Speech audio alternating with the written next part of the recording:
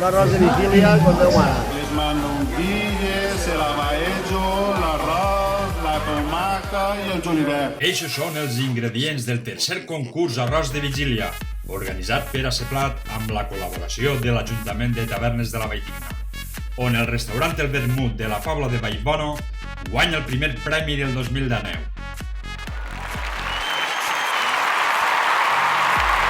Amadeus de la platja de Xeraco, el segon premi.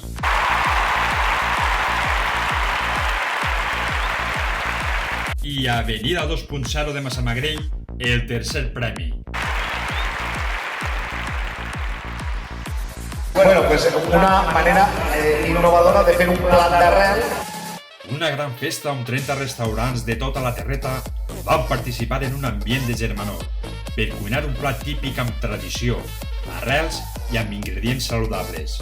Ese es el tradicional.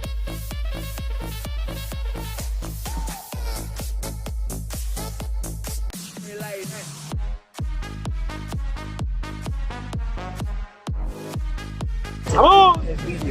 ¡Vamos! Aquí estamos, haciendo el arroz de vigilia.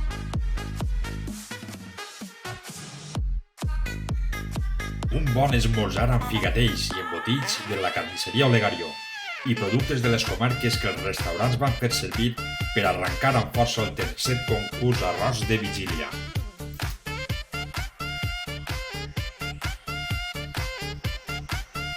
A veure si tenim sort i guanyem, mister. I els dediquem a tota la gent d'ací de la zona que han fet una organització formidable. Molt bé.